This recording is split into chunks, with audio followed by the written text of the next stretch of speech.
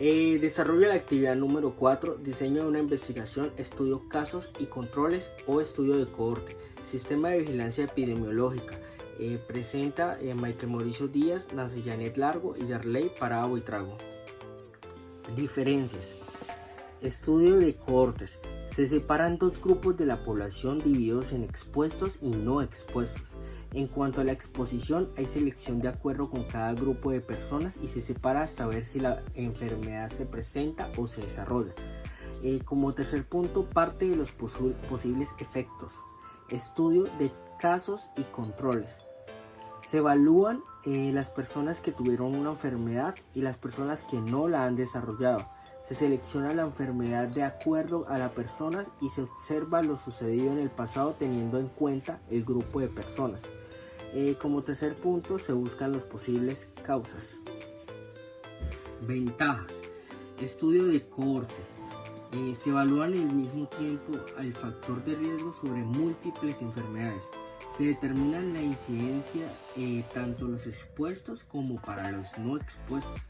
Es útil para organizar de manera cronológica lo investigado. En cuanto al estudio de casos y controles, los diseños perspectivos se minimizan toda clase de errores en la medición de la exposición. Se permite analizar los factores de riesgo para cada enfermedad. Son más beneficiosos en las investigaciones de enfermedades con periodos extensos de incubación y no generan tantos gastos. Desventajas. Estudio de cohortes. Los estudios prospectivos tienen altos costos financieros y de tiempos. Si los que se investigan son enfermedades que cuentan con periodos largos de incubación, estas no serían idóneas. Se requiere una cantidad grande de participantes. Estudios de casos y controles. Teniendo en cuenta que la exposición a la enfermedad está determinada por el investigador, es difícil conocer la estimación directa de incidencia y prevalencia de la enfermedad. La secuencia temporal de exposición y enfermedad la mayoría de las veces no es fácil de establecer. Como tercero, no es posible identificar el origen debido a que el estudio no implica un orden cronológico. Similitud.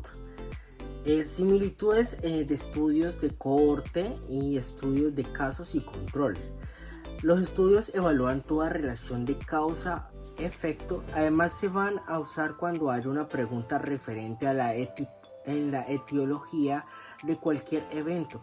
Los estudios de cohorte y los estudios de casos y controles están dirigidos a la paradigma de los estudios analíticos observacionales longitudinales. Ejemplos. Estudio de cohortes. Para este ejemplo vamos a referenciarnos en un síndrome del túnel del carpo frente a la obesidad. Se identificó un grupo de personas que trabajan en una industria textil que fueron diagnosticados 40 personas con síndrome del túnel del carpo con obesidad. Otro grupo donde 22 personas padecen del síndrome del túnel del carpo pero no tienen obesidad. Otro grupo donde 10 personas no padecen síndrome del túnel del carpo pero sí tienen obesidad. Y otro grupo donde 40 personas son totalmente sanos, es decir, que no cuentan con una sola patología de acuerdo con los datos anteriores que se hacen en el estudio de cohortes. Para dar solución al ejemplo que se dio anteriormente, realizamos una tabla la cual pues nos va a ayudar a sacar estadísticamente la solución del ejemplo. En esta tabla se evidencia que hay un factor de exposición del evento. En la siguiente casilla está obesidad sí, está obesidad no, total. Luego está síndrome del túnel del carpo, sí, y está no.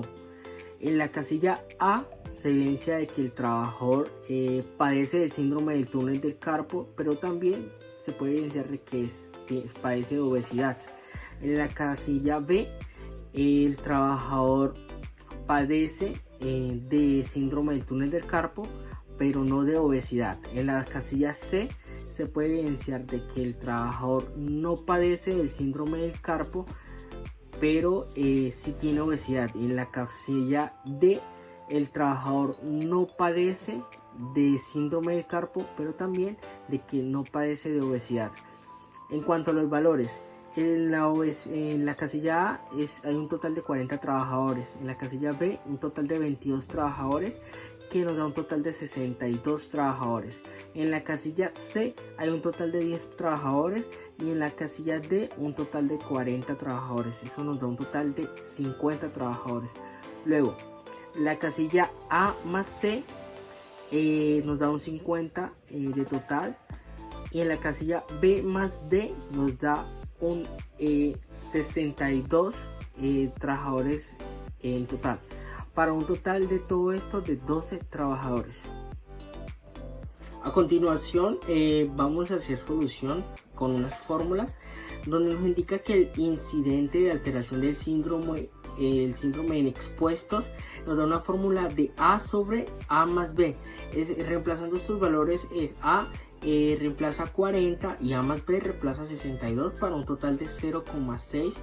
Luego se multiplica por 100 y nos da un total de 60%. En cuanto a la incidencia de alteración del síndrome en no expuestos, nos da una fórmula de C sobre C más D, reemplazando es C igual a 10 y C más D igual a 50, con un total de 0,2 por 100 nos da 20%. Luego seguimos con el riesgo relativo. Esto nos da una fórmula de A sobre A más B sobre C más D. Reemplazando valores sería A igual a 40, A más B igual a 62, C igual a 10, C más D igual a 50. En cuanto a los valores de 40 sobre 62 nos da 0,6% igual a 60%. Y en el reemplazo de C igual a 10 y C más D igual a 50, con un total de 0,2% igual 20%. En cuanto a 60 sobre 20 nos da un total de 3%. En cuanto a la interpretación de este ejemplo, quiere decir que el 3% de los trabajadores es la población que padece del síndrome del túnel del carpo. En este caso vamos a hacer un ejemplo de estudio de casos y controles, igual basados en síndrome del túnel del carpo frente a la obesidad. Se realiza un estudio de casos y controles con los trabajadores de una industria textil igualmente, donde se encontró y se diagnosticó una patología de la cual es el síndrome del túnel del carpo. Igualmente frente a la obesidad, se encontró que 112 trabajadores, 40 padecen del síndrome del túnel del carpo con obesidad y 22 trabajadores padecen del síndrome del túnel del carpo pero no tienen obesidad.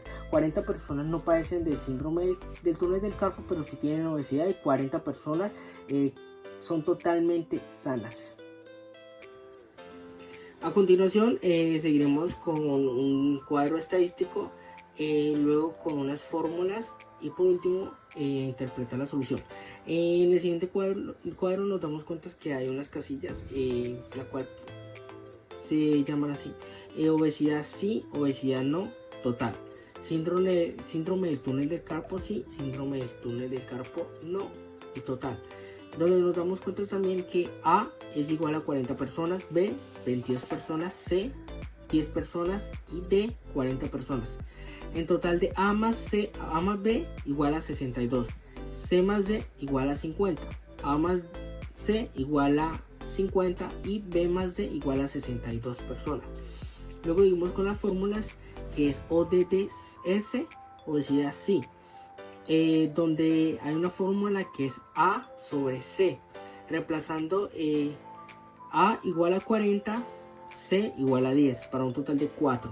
En ODDS, obesidad no, donde hay una fórmula también que es B sobre D, reemplazando B es 22 y D es 40 para un total de 0,55.